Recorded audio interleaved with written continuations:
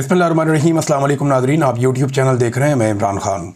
Nadreen, सैलाब की तबाहकारियाँ अभी जारी हैं, लेकिन अच्छी खबर यह है कि भारत के इलाके हिमाचल में कुछ बारिशें रुक गई हैं और मकबूजा कश्मीर में भी बारिशों में कमी की इत्तला आ रही है और आने वाले दिनों में ये बारिशें वहाँ मज़ीद नहीं होंगी। लेकिन पाकिस्तान के अंदर अभी बारिशों की इत्तला है कि यहाँ बारिशें होंगी, एक के बाद एक कोई ना कोई नई मुसीबत आ जाती है। लेकिन फ़िलहाल इस वक्त दरिया सतलुज में जो पानी दाखिल हो रहा है वो एक बड़ा रेला है और पानी बढ़ता चला जा रहा है। पाकिस्तान के जो एरियाज़ हैं, जंग का इलाका, टोबा टेक सिंह का इलाका और खानेवाल के इलाके, ये एक मुश्किल सूरत हाल में है। और इसके लिए जो सबसे बड़ी रीज़न है वो ये है कि बंद गलत तोड़े गए हैं, यानी जहाँ से बंद तोड़े गए वो ज़्यादती की है इंतज़ामिया ने, हुकूमत ने, और उसकी वजह से बहुत सारे इलाकों में लोगों को मुश्किलात का सामना है। कुछ लोगों के बागात बचा दिए गए, जागीरें बचा दी गई, फैक्ट्रियाँ मिलें बचा दी गई और गरीबों के इलाके डबो दिए गए। उसकी वजह से लोग खासे परेशान हैं। रावी के अंदर जो सूरत हाल है, पानी वहाँ बहुत ज़्यादा है, लेकिन इसके बावजूद पहले जैसी सूरत हाल अब रावी में नहीं है। पानी ज़्यादा ज़रूर है, लेकिन वो सैलाबी सूरत हाल जिस तरह एक शिद्दत के साथ सैलाब आ रहा था, इस वक्त वो वहाँ पे नहीं है। लेकिन दरिया सतलुज में इस वक्त एक बड़ा सैलाबी रेला आ रहा है और इंडिया ने बार बार उसके बारे में पाकिस्तान को ख़बरदार भी किया है। और जब भी कभी ये सतलुज में पानी बढ़ता है तो उसकी वजह से जो आपके जनूबी पंजाब के कुछ एरियाज़ हैं वो मुतासिर होते हैं। कसूर से लेकर मुजफ्फरगढ़ तक ये सारे एरियाज़ मुतासिर होते हैं। तीन जो पाकिस्तान के मशरकी दरिया हैं, इनमें सूरत हाल जो है वो ख़तरनाक है। एक चनाब है, फिर रावी है और उसके बाद सतलुज है। सतलुज में जो है वो ब्यास का पानी मज़ीद दाखिल होने भी जा रहा है। अब तक जो पाकिस्तान के सरकारी अदाद-ओ-शुमार हैं उनके मुताबिक 4000 से ज़्यादा आबादियाँ या गांव देहात जो हैं वो पानी के नीचे चले गए हैं, वो डूब गए हैं। कई इलाकों में पानी 10 फुट और इससे ज़्यादा भी गया। ये बहुत बड़े पैमाने पर सैलाबी पानी आया है और इसने बड़ी तबाहकारी की है। जो फसलें तबाह हुई हैं वो सिर्फ फसलें तबाह नहीं हुई, बल्कि उन ज़मीनों को भी बहुत नुकसान पहुंचा है। बेशतर इलाकों में जो ज़मीनें हैं उन्हें दोबारा काबिल काश्त करने में या तो बहुत मेहनत करनी पड़ेगी या वो काबिल काश्त नहीं रहेंगी। जहाँ पे ज़्यादा रेत आ गई है वो ज़मीनें काबिल काश्त नहीं रहेंगी। 35 लाख से ज़ायद अफराद पाकिस्तान में जो आदाद-ओ-शुमार दिए गए हैं सरकारी सतह पे, इस सारी सूरत हाल से मुतासिर हुए हैं। भारत और पाकिस्तान दोनों में जो अब तक लोग जाँ बहक हो चुके हैं उनकी तादाद 3000 से ज़ायद है। ये एक बहुत बड़ा मसला है, इसको संजीदगी के साथ पाकिस्तान को और भारत को देखना चाहिए। और ख़ास तौर पे क्लाइमेट चेंज के हवाले से दोनों ममालिक को ना सिर्फ मिलकर बल्कि जो आसपास के खित्ते के दीगर ममालिक हैं उन्हें भी यहाँ पे बहुत जंगी बुनियादों पर तब्दीलियाँ लानी चाहिए, जैसे कि यूरोप में आई हैं। बहुत सारे जो मगरबी ममालिक हैं वहाँ पे तब्दीलियाँ आई हैं। उन्होंने बड़े पैमाने पर प्लांटेशन की है, जंगलात की कटाई रोकी है और जो आलूदगी है उसके हवाले से कानून साजियाँ की हैं, बड़े सख्त इकदामात उठाए हैं। उसके बाद उन मुल्कों ने अपने आप को बहुत हद तक जो माहौलियाती तब्दीलियाँ उनसे महफूज किया है, आलूदगी से महफूज किया है। तो पाकिस्तान को, भारत को, बांग्लादेश को, अफ़गानिस्तान को और खित्ते के जो आसपास दीगर ममालिक हैं, ईरान को भी इसमें शामिल करें, इन तमाम ममालिक को बड़े पैमाने पर इस तरह के इकदामात उठाने पड़ेंगे। अफ़गानिस्तान में जो अभी ज़ल्ज़ला आया उसमें जो पहली इत्तला मैंने आपको दी थी उसमें 800 के करीब लोग जाँ बहक हुए थे और अब तादाद बढ़ते बढ़ते 2200 से ज़ायद हो गई है। ये इतना खौफनाक ज़ल्ज़ला था कि अब तक की इत्तला के मुताबिक 2200 से ज़ायद अफराद इस ज़ल्ज़ले के नतीजे में जाँ बहक हो गए हैं और लगातार अभी भी लाशें मलबे से निकाली जा रही हैं। ये अक़वाम मुत्तहिदा ने पाकिस्तान से एक दरख्वास्त की है कि जो अफ़गानों की बेदखली की जा रही है, पाकिस्तान से उन्हें निकाला जा रहा है कि वो अपने मुल्क वापस पहुँचे और ज़बरदस्ती भी की जा रही है, तो इस सिलसिले को अभी फ़िलहाल रोक दिया जाए क्योंकि वहाँ पे बड़े मुश्किल सूरत हाल है। इसमें अगर नए लोगों को वहाँ भिजवाया जाएगा तो मुश्किलात बढ़ेंगी। लिहाजा ये खैबर पख्तूनख्वा की हुकूमत ने भी ये बात की है, अक़वाम मुत्तहिदा ने भी ये बात की है। पाकिस्तान ने अफ़गानिस्तान में अब इमदाद भी भिजवा दी है, इमदादी सामान भिजवाया है। भरपूर मदद करनी चाहिए अफ़गानिस्तान की, अपने हमसाया मुल्क की। हमारा ब्रादर इस्लामी मुल्क भी है, तो जितनी पाकिस्तान मदद करे उतनी कम है। पाकिस्तानियों को पूरी शिद्दत के साथ अपने अफ़गान भाइयों के साथ खड़े होना चाहिए क्योंकि हमारा जीना मरना एक साथ है। हम बिल्कुल साथ साथ रहते हैं, एक दूसरे के अच्छे हमसाए बन के ज़िंदगी गुजारेंगे तो हम लोगों के लिए आसान रहेगा। नाज़रीन, जहाँ तक फ्लड्स की मैं बात कर रहा था तो मैं याद दिला दूँ आपको कि आज के दिन में हम यहाँ मैनचेस्टर में, बरतानिया का शहर है मैनचेस्टर, और जहाँ पे माए नवाब रेस्टोरेंट जो स्टॉकपोर्ट रोड पे है, शाम 7 बजे से लेकर 9:30 बजे तक, 10 बजे तक हम लोग फ़ंड रेजिंग करेंगे सैलाब मुतासरीन के लिए। हम सब अपने अपने तौर पे जो कुछ कर सकेंगे वो हम करेंगे। यहाँ बड़े अच्छे लोग हैं, बड़ा शानदार मादी में वो काम करते रहे हैं। इन लोगों ने दुनिया के कई मुल्कों में काम किया है। बड़ी अच्छी NGO है होप फॉर मैनकाइंड, इनके साथ मिलकर हम काम कर रहे हैं। मैं उम्मीद करता हूँ कि पाकिस्तान में हम पाकिस्तानियों के दुख को बांटने में अपना रोल प्ले करेंगे और हम कुछ ऐसा कर पाएंगे जिससे सबका नहीं तो बहुत सारे लोगों का हम दुख और दर्द बांट पाएँ। इससे पहले 2022 में हमने अपने तौर पे कोशिश की थी, अब हम 2025 में फिर सैलाब आ गया है, अपनी पूरी कोशिश करेंगे। पाकिस्तान में बहुत सारे दोस्तों को मैंने एक्टिव किया है और आपको आने वाले दिनों में वो सारी एक्टिविटी नज़र आएगी जो हम अपने सैलाब मुतासरीन बहन भाइयों के लिए करने जा रहे हैं। तो मेरी गुजारिश है जो लोग यहाँ पे मौजूद हैं मैनचेस्टर में और आसपास, ये लोग तैयारी कर लें और शाम को 7 बजे से लेकर 10 बजे तक हम सब इकट्ठे होंगे और पाकिस्तानियों की मदद के लिए फंड रेजिंग करेंगे। तो आप सब इसका हिस्सा बनिए और अपना किरदार अदा कीजिए। अल्लाह ताला आप सबकी एफर्ट को कबूल फरमाए। इसके बाद एतवार को हम लोग ब्रेडफोर्ड में, ये इसको मिनी पाकिस्तान भी कहते हैं, बहुत बड़ी तादाद में पाकिस्तानी वहाँ पे रहते हैं, तो ब्रेडफोर्ड में मैं जो वेन्यू है उसका ऐलान कर दूंगा नेक्स्ट वीलॉग में या उससे अगले वीलॉग में। तो ब्रेडफोर्ड में हम एक प्रोग्राम करने जा रहे हैं एतवार वाले दिन, इसी तरह शाम को 6-7 बजे से लेकर रात 9 बजे तक, तकरीबन 10 बजे तक हम वहाँ पे भी एक प्रोग्राम करेंगे। एतवार है तो हम कोशिश करेंगे कि 6 बजे शुरू करें और 9 बजे ख़त्म करें।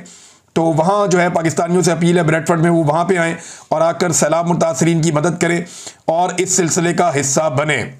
तो ये नाजरीन फ्लड्स के हवाले से हमारी एक दरख्वास्त है पाकिस्तानियों से, और पाकिस्तान में मेरी बहुत सारे पाकिस्तानियों से जो लोग मेरे साथ पहले काम कर रहे थे वो भी, और जो नए लोग वॉलंटियर करना चाहते हैं उन लोगों से दरख्वास्त है कि हमारी टीम का हिस्सा बने।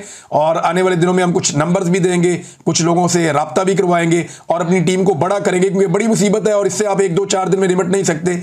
ये मामला महीनों तक चलेगा और कई महीनों तक आपको मदद करनी पड़ेगी। यहाँ पे जानवरों को जो है वो चारा चाहिए, इंसानों को जो है वो साहिबान चाहिए, पहले शेल्टर दिया जाए, बिस्तर दिए जाए, सहूलियत दी जाए, खाना दिया जाए, फिर राशन दिया जाए ताकि वो खुद पका सकें। जानवरों को और इंसानों को जिंदा रखना पहला चैलेंज है। उसके बाद जब इनको वापस इनकी ज़मीनें मिल जाएं तो इन्हें खाद फराम की जाए, इन्हें बीज फराम किया जाए फ्री ऑफ कॉस्ट, ताकि ये दोबारा से फसलें लगा सकें।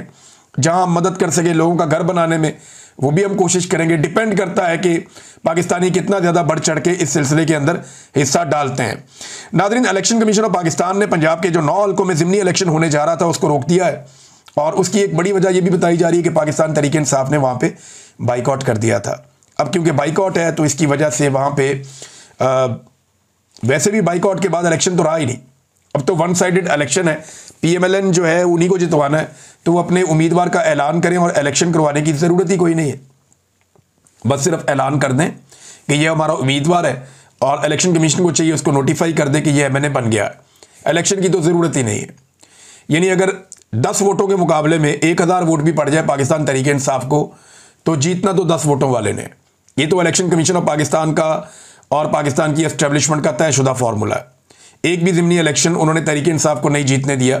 तो तयशुदा फार्मूले के मुताबिक अगर 1 लाख वोट भी पाकिस्तान तहरीक इंसाफ का बंदा लेता है तो उसके मुकाबले में 5000 वोट लेने वाला PMLN का जीत जाएगा। ये तो सेट पैटर्न है और ये जिद है पाकिस्तान की मिलिट्री एस्टेब्लिशमेंट की और पाकिस्तान की जो इस वक्त इलेक्शन कमीशन के अंदर बैठी हुई शख्सियात हैं उनकी, और वो यही कर रहे हैं। हम ये बार बार होता हुआ भी देख रहे हैं। मुल्तान में नादरीन सैलाब से बहुत तबाही आई, मैं आपको ये बताना भूल गया। वहाँ पे बहुत सारे आमों के बागात, बहुत सारी फसलें, खेत, लोगों की आबादियाँ जो ज़्यादा बुलंदी पर नहीं थी वो डूब गई हैं। बहुत नुकसान हुआ मुल्तान में। उसके अलावा जो मुजफ्फरगढ़ का इलाका है वहाँ पे लगातार नुकसान हो रहा है। एक और मैंने आपको एरिया बताया था दरियाए तवी के उस तरफ, तो वहाँ अब कुछ टीमें हमारी पहुँची, उन्होंने बताया कि वाकई वहाँ पे हालात ख़राब हैं और अभी तक वहाँ हुकूमत की रसाई नहीं है। बेशतर इलाकों में हुकूमत ने कोई काम नहीं किया। हुकूमत की कैपेसिटी भी कम होती है, लेकिन यहाँ पे इस हुकूमत की कैपेसिटी कम होने के बावजूद उन्होंने काम किया ही नहीं। देखें हुकूमत करती क्या है, हुकूमत का तरीकाकार ये होता है कि आपकी जितनी कम कैपेसिटी है आप उसके अंदर ज़्यादा काम करने की कोशिश करते हैं, पहली चीज़। दूसरा, आप अप्रिशिएट करते हैं बाकी सारे ग्रुपों को, NGOs को और तमाम लोगों को, आवाम को, कि आप आए और आकर आप इस कार्य खैर में अपना हिस्सा डालें।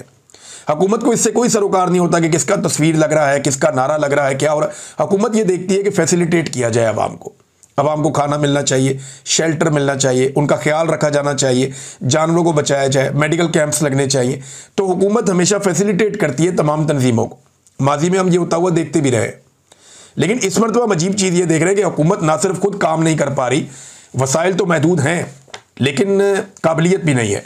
हुकूमत खुद काम नहीं कर पा रही और जो लोग काम करने के लिए आ रहे हैं उनको भी मना कर रही है, उनको रोक रही है कि अगर काम करना है तो हुकूमत आपको बताएगी क्या करना है, और हुकूमत जो है उसके अंदर अहलियत है नहीं। फिर वो चाहते हैं ज़बरदस्ती फ़ोटो लगाया जाए मरीम नवाज़ का। अब इसको लोग पसंद नहीं करते, तो इस एक ज़िद की वजह से इन्होंने काफ़ी ज़्यादा लोगों को, NGOs को, जो फलाई काम करने वाले इदारे हैं, उन्हें मायूस किया और उनको परेशानी में डाला। ख़ास तौर पे वो इदारे जो बेचारे छोटे इदारे हैं, छोटे पैमाने पे काम करते हैं, उनको तो इन्होंने बहुत ज़्यादा परेशान किया है। नाज़रीन, मौजूदा निज़ाम के बारे में नवाज शरीफ साहब क्या कहते हैं, ये बड़े मज़ेदार इंकशाफात हैं जो ख्वाजा आसिफ साहब ने किए हैं। ख्वाजा आसिफ साहब कहते हैं कि मियाँ नवाज शरीफ साहब जो है निज़ाम के तसलसल से बिल्कुल मुत्तफिक हैं और इस जो हाइब्रिड निज़ाम है इसमें नवाज शरीफ साहब को किसी किस्म का कोई एतराज़ नहीं है।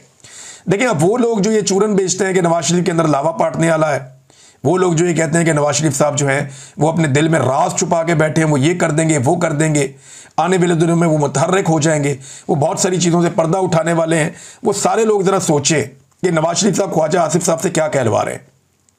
ख्वाजा आसिफ बता रहे हैं कि नवाज शरीफ साहब बिल्कुल राज़ी हैं, बिल्कुल मुतमईन हैं और बिल्कुल मुत्तफिक हैं जो इस वक्त हाइब्रिड निज़ाम चल रहा है उससे। हाइब्रिड निज़ाम कहते हैं दोगले का, हाइब्रिड का जो मतलब होता है वो दोगला होता है। तो एक दोगला निज़ाम चल रहा है पाकिस्तान में, यानी स्टीयरिंग पे कोई और बैठा हुआ है और पीछे से स्टीयरिंग को हिला कोई और रहा है। कठपुतली हुकूमत चल रही है पाकिस्तान में, इनकी डोरियां किसी और के हाथ में है, वो सब जानते हैं मिलिट्री एस्टेब्लिशमेंट के हाथ में। तो नवाज शरीफ साहब इससे खुश हैं, राजी हैं, उन्हें कोई दिक्कत या परेशानी नहीं है। ख्वाजा आसिफ साहब ने यह बताया। अब इसमें सवाल किया गया एंकर की जानिब से कि क्या नवाज शरीफ गिव अप कर चुके हैं क्योंकि वोट से इमरान खान का मुकाबला करना मुश्किल है। तो इस पर ख्वाजा आसिफ कहते हैं कि मईशत, फौज, खारजा पॉलिसी कामयाब चल रही हैं तो एक चीज़ के लिए दूसरी चीज़ को वक्ती तौर पर पीछे छोड़ा जा सकता है। यानी उनका कहने का मतलब यह है कि मईशत भी ठीक चल रही है, फौज भी ठीक चल रही है, खारजा पॉलिसी भी ठीक चल रही है, लिहाजा अगर सियासत ठीक नहीं चल रही है, लोग हमें प्यार नहीं कर रहे तो दफ़ा करो फिलहाल। या जो सिविलियन सुपरमेसी या वोट को इज्जत दो का नारा था, अगर हम उसकी इज्जत नहीं कर रहे तो दफ़ा करें फिलहाल, ये चीज़ें चलने दें। तो इन तीनों चीज़ों पर हम बात कर लेते हैं। नंबर एक तो मईशत पाकिस्तान की जैसे चल रही है पूरा पाकिस्तान जानता है, किसी आदमी का कारोबार नहीं चल रहा, कोई पाकिस्तान के अंदर सरमायाकारी करने को तैयार नहीं है। पाकिस्तान के अंदर जिन लोगों का कारोबार था वो भी ठप हो गया, किसान की मईशत बर्बाद हो गई। पाकिस्तान में गुर्बत की शरह जो है वो लगभग 50% तक पहुंचने वाली है। इस सैलाब के बाद तो इससे भी ज़्यादा बढ़ जाएगी। बेरोजगारी की शरह पाकिस्तान में बढ़ गई है, लोग पाकिस्तान छोड़ कर बाहर जा रहे हैं। तो मईशत तो ठप है, सब जानते हैं, कख नहीं इन्होंने मईशत का किया। तो एक चीज़ तो ये है। फौज के बारे में उन्होंने कहा फौज ठीक चल रही है, सही सेमत में कामयाबी जा रही है। वहाँ पर फौज की वाहिद कामयाबी जो है वो पाकिस्तान एयरफोर्स ने इंडिया के तैयारे गिराए। ये बड़ी कामयाबी, छोटी बात नहीं है, इस पे जितना अप्रिशिएट किया जाए वो अच्छी बात है। लेकिन फौज और अवाम के बीच में जो खलीज पैदा हुई है इस सारे हाइब्रिड निज़ाम की वजह से, उसकी भरवाई अब नहीं हो सकती। ख्वाजा आसिफ साहब शायद ये बात भूल गए। हाँ, फौज अगर मरीम नवाज साहबा के बैनर और पोस्टर लगा रही है फिर तो, अगर आप उसको कहते हैं कि वो ठीक चल रही है तो फिर तो ठीक चल रही है। लेकिन अगर आप ये कहते हैं कि फौज और अवाम के दरमियान एक मजबूत और मरबूत रिश्ता आज भी कायम है, तो ये आपकी गलतफहमी है, ऐसा नहीं है। बतौर इदारा फौज को नुकसान हुआ है मिलिट्री एस्टेब्लिशमेंट की जो एक हाइब्रिड पॉलिसी है उसकी वजह से, जो उनकी सियासत में मुदाखलत हुई है और गलत मुदाखलत हुई है, इसकी वजह से फ़ौज को बतौर इदारा अवाम के साथ उनकी दूरियां पैदा हुई हैं। हाँ, मरीम नवाज के बैनर लगा के उन्होंने, आपके लिए शायद अच्छा हो लेकिन पब्लिक के लिए और फौज के लिए मुझे नहीं लगता ये अच्छा है। खारजा पॉलिसी में ख्वाजा साहब ने कहा तीसरा कि वहाँ कामयाबी हुई है। तो खारजा पॉलिसी में तो कामयाबी ये है कि मुलाकातें आपकी सबसे हो जाती है। एक एटमी मुल्क है पाकिस्तान, तो मुलाकातें तो हो जाती हैं। फिर हमारी लोकेशन ऐसी है कि हमारी इंपॉर्टेंस रहती है तो मुलाकातें हो जाती हैं। लेकिन उन मुलाकातों का नतीजा क्या है? क्या पाकिस्तान में सरमायाकारी आ रही है? क्या वो ममालिक पाकिस्तान में बड़े पैमाने पर सरमायाकारी कर रहे हैं? तो ऐसा नहीं हो रहा। तो खारजा पॉलिसी अगर आपकी अच्छी है भी, आपकी तस्वीर और वीडियोस बन रही हैं और आप उनको एंजॉय कर रहे हैं, लेकिन उनका कोई फ़ायदा पाकिस्तान में नहीं आ रहा, उल्टा जिनको आप मिल रहे हैं उनको आप फ़ायदा दे रहे हैं। जैसा कि आपने अभी अभी एक फ़ायदा दिया अज़रबैजान की एक कंपनी को, $300 मिलियन का वो यहाँ पे लगाएंगे। फिर आपने उनके साथ IPP तर्ज का एक मुआहदा कर लिया कि काम हो या ना हो हम आपको पैसा देते रहेंगे और डॉलर्स के अंदर देंगे। ये जो एक मुआहदा और किया है एक अज़रबैजान की कंपनी के साथ, तो फ़ायदा तो उनको हो गया। हम तो सुन रहे थे सरमायाकारी हमारे मुल्क में आएगी, उल्टा फायदा उनको हो गया। तो ये कौम को चूना लगाने वाली बात है और इसके अलावा कुछ नहीं है। ख्वाजा आसिफ ने एक और काम किया, ये मैं आपको पढ़ के सुनाता हूं, क्योंकि एक तकरीब में खिताब किया जस्टिस अतर मिनुल्लाह साहब ने। इन पे हमें बहुत सारे एतराज़ात भी हैं। इन्होंने बहुत सारी जगहों पे माजी में ऐसी पॉलिसी रखी कि ये एक कदम पीछे हट जाते थे और जहाँ पे इंसाफ देना चाहिए था, शिद्दत से खड़े होना चाहिए था, वहाँ पे ये जज भी नहीं खड़े हुए, कुछ और जज साहिबान हैं वो भी नहीं खड़े हुए। और आज वो सारे जज साहिबान पछता रहे हैं कि अगर ये उस वक्त खड़े हो जाते तो आज अदलिया की ये दुर्घटना बनती, ये हालत ना होती। तो उन्होंने जो तकरीर की अतर मिनुल्लाह साहब ने, उन्होंने उस तकरीर में ज़्यादातर टाइम दो जगह पे तनकीद की। एक उन्होंने एस्टेब्लिशमेंट पे तनकीद की, दूसरा उन्होंने अदलिया पे तनकीद की कि अदलिया अपना काम नहीं कर पा रही, इंसाफ नहीं दे पा रही। उन्होंने अपने ही इदारे के ऊपर बार बार तनकीद की। और दूसरा एस्टेब्लिशमेंट पे जिस तरह वो बातें कर रहे थे, तो एस्टेब्लिशमेंट पे एक तनकीद थी, जैसे मुल्क के साथ जो कुछ इन्होंने माजी में किया, तो उनकी सारी तनकीद एस्टेब्लिशमेंट और अदलिया पे थी। लेकिन ख्वाजा आसिफ साहब ने यहां पे देखें ट्वीट में क्या लिखा। अतर मिनुल्लाह को जस्टिस भी नहीं लिखा, साहब भी नहीं लिखा। अतर मिनुल्लाह को ये फरमाने से पहले माजी को याद रखना चाहिए, एक वर्दी वाले जनरल मुशर्रफ की सदारत में वजीर कानून थे, मार्शल लॉ था, डिक्लेयर्ड था। हम सियासतदान अगर गलती करते हैं तो याद रखते हैं कि लोग याद दिलाएंगे।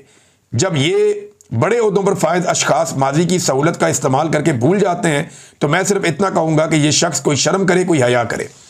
बात यह है कि अतर मिनुल्लाह साहब ने माजी में जो किया वो तो अपनी जगह पे। ख्वाजा साहब आपके वालिद भी तो उसी कैबिनेट का हिस्सा थे जो एक डिक्टेटर की थी। तो सबने कहीं ना कहीं कोई ना कोई गलत काम किया है। पाकिस्तान में फौज ने कंट्रोल ही इतना ज़्यादा रखा कि कभी ना कभी सारे उनके बनाए हुए एक सिस्टम का हिस्सा रहे या उसके करीब से गुजरे या उसके मुताबिक चीज़ें सोचते रहे। लेकिन ज़्यादातर लोगों को समझ आई। जब किसी को समझ आई तो फिर उसने सही रास्ता इख्तियार किया। लेकिन ख्वाजा साहब, अजीब बात यह है कि आप आज भी हाइब्रिड निज़ाम की तारीफ़ करते हैं, आप आज भी दोगले निज़ाम को पसंद करते हैं। हालांकि आपने आमरीत को भुगता भी है, तकालीफ भी देखी है, लेकिन इसके बावजूद इमरान खान के खौफ ने आपको दोबारा GHQ पहुंचा दिया और आपको दोबारा आपके हाथ में बुरश पकड़ा दी और आपने पॉलिश शुरू कर दी अनफॉर्चुनेटली। तो अतर मिनुल्लाह तो सियासतदानों की बात नहीं कर रहे थे, वो तो बात कर रहे थे डिक्टेटर्स की, वो बात कर रहे थे अपनी अदलिया की। लेकिन ख्वाजा साहब को आजकल क्योंकि बड़ा उनको इदारे से प्यार है और आजकल वो एक डिक्टेटरशिप को पसंद करने वाले शख्स बने हुए हैं, लिहाजा उन्होंने फिर जवाब दिया बजाय इसके कि डिक्टेटर्स इसका जवाब देते। इसका जवाब ख्वाजा आसिफ ने खुद दिया है। नाज़रीन, चीनी में किस किस ने पैसा कमाया है, बड़ी इंटरेस्टिंग एक रिपोर्ट आई है मेरे पास। इसमें जो चीनी पाकिस्तान से बाहर एक्सपोर्ट की गई उसमें सबसे ज़्यादा पैसा जो कमाया वो शरीफ ख़ानदान ने कमाया। ये हमजा शहबाज, नुसरत शहबाज और सलमान शहबाज, ये शहबाज शरीफ के बच्चे और बीवी हैं। ये जो चीनी एक्सपोर्ट की गई, इनकी शुगर मिल ने 2 अरब 41 करोड़ रुपए से ज़ायद मालियत की चीनी जो है वो एक्सपोर्ट की थी। अच्छा जी, इसके बाद हमजा शहबाज, नुसरत शहबाज की एक और अल अरेबिया शुगर मिल है, वहाँ से भी शुगर एक्सपोर्ट हुई थी और इन्होंने 1 अरब और 20 करोड़ रुपए की शुगर एक और एक्सपोर्ट की। देखें कितना पैसा बनाया। नवाज शरीफ और शहबाज शरीफ के भतीजे हैं और ये इनके एक भाई होते थे मियाँ साहब के, अब्बास शरीफ साहब, उनके 2 बेटे हैं। उनकी एक मिल है चौधरी शुगर मिल और इस शुगर मिल ने 1 अरब 49 करोड़ रुपए की चीनी एक्सपोर्ट की है। सारा फ़ायदा इनके अपने ख़ानदानों के पास। जरदारी साहब के ओमनी ग्रुप के एक दोस्त हैं ख्वाजा अब्दुल गनी मजीद, ये टंडुवाला यार्ड शुगर मिल से इन्होंने जो 91 करोड़ 70 लाख रुपए की चीनी जो है वो एक्सपोर्ट की थी। जरदारी साहब के एक और दोस्त हैं, इनका नाम है ज़का अशरफ। इनकी शुगर मिल ने 1 अरब 67 करोड़ रुपए मालियत की 11,317 मैट्रिक टन चीनी एक्सपोर्ट की है। ये अशरफ शुगर मिल इसका नाम है। चौधरी शुजात हुसैन, ये भी हुकूमत के करीबी लोग हैं, ताकतवर लोग हैं। अच्छा, इन्होंने चीनी लेकिन एक्सपोर्ट नहीं की इस अरसे में। मोनसलाई, इनकी मिल ने 3 अरब 33 करोड़ रुपए मालियत की 21,874 टन चीनी एक्सपोर्ट की है। ये मोनसलाई और मियाँ आमिर महमूद जो है ये इसमें पार्टनर है।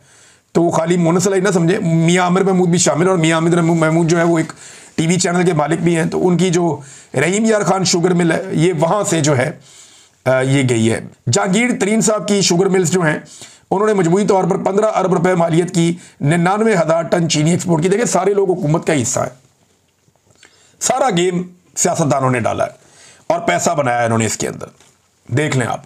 नाज़रीन, मलिक रियाज का जो मॉल ऑफ इस्लामाबाद है उसको अभी नीलाम करने की तैयारी हो रही थी, मामला चला गया अदालत में।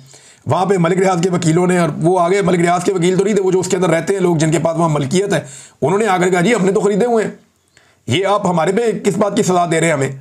अगर मलिक रियाज की चीज़ों को आपने काबू करना है तो बैरिया टाउन में बिलावल हाउस है, इस पर बड़े कह लगे अदालत के अंदर। उन्होंने कहा जी उनके नाम पे जाके वो आप पकड़े और पकड़ के उसको सेल कर दें, लेकिन बिलावल हाउस की तरफ कोई नहीं जाएगा।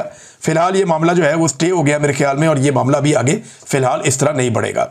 एक और खबर है नाज़रीन, छोटी सी, और ख़बर ये है कि सुन्नी इत्तेहाद कौंसिल के अभी तक, या वो पाकिस्तान तहरीक इंसाफ के हमायत याफ्ता जो उम्मीदवार थे, उनमें से अभी तक 25 लोग ऐसे हैं जिन्होंने इस्तीफ़े नहीं दिए। यानी इमरान खान साहब ने कहा था कि इस्तीफ़े दे दो, लेकिन उन्होंने अभी तक इस्तीफ़े नहीं दिए। इनमें जो सलीम रहमान साहब हैं, सुहेल सुल्तान, मोहम्मद बशीर खान, मोहम्मद नवाज़ खान, मोहम्मद आतिफ, शेर अली अरबाब, जुल्फ़िकार अली, नसीम अली शाह, शेर अफजल खान, मोहम्मद मुबीन आरफ, उसामा अहम मेला और मोहम्मद मिकदाद अली खान, गुलाम मोहम्मद अली अफजल शाही, मोहम्मद सादुल्ला, उमर फ़ारूक, मोहम्मद रियाज फतियाना, मोहम्मद महबूब सुल्तान, सरदार लतीफ़ खोसा और आयशा नज़ीर, मियाँ गौस मोहम्मद, मोहम्मद मुअज़्ज़म अली, फ़याज़ हुसैन, अंबर मजीद और ख्वाजा शराज। ये वो लोग हैं जिन्होंने अभी तक इमरान खान साहब के कहने के मुताबिक कायमा कमेटियों से इस्तीफ़े नहीं दिए। अब तक के लिए इतना ही। अपना ख्याल रखिएगा, अपने इस चैनल का भी। अल्लाह हाफ़िज़।